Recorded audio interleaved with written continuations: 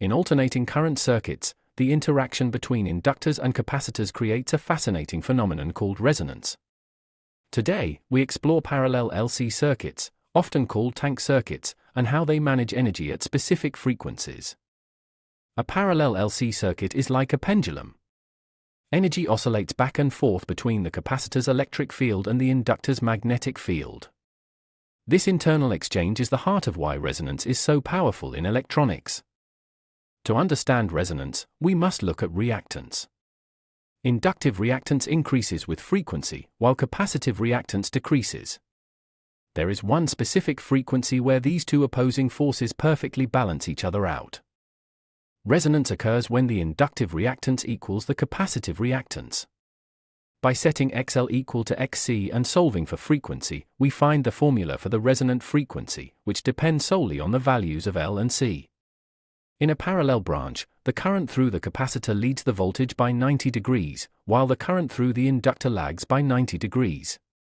This means the two branch currents are exactly 180 degrees out of phase. Because these currents are equal and opposite at resonance, they cancel each other out at the main supply junction. In an ideal circuit with no resistance, the net current drawn from the source effectively drops to zero. Since the total current is at its minimum, the total impedance of the parallel circuit reaches its maximum at the resonant frequency. This is why parallel resonance is often referred to as anti-resonance. In the real world, inductors have internal resistance. This resistance prevents the current from cancelling out perfectly, meaning the impedance will be very high but not infinite, and the current will be very low but not zero. Let's calculate the resonant frequency for a circuit with a 10 mH inductor and a 10 microfarad capacitor.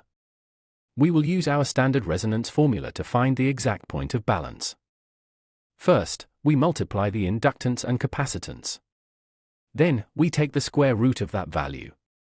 This gives us the denominator component for our frequency equation, representing the physical properties of our tank.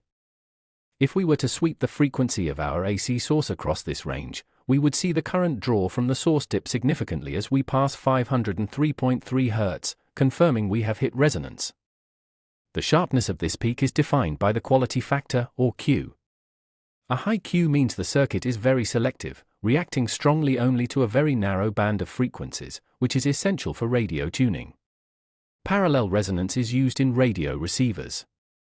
By adjusting the capacitor, you change the resonant frequency to match the station you want to hear, effectively blocking all other frequencies while letting the desired signal through.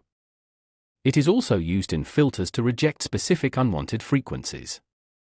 Because the impedance is so high at resonance, the circuit acts as a barrier for that specific frequency, preventing it from passing through.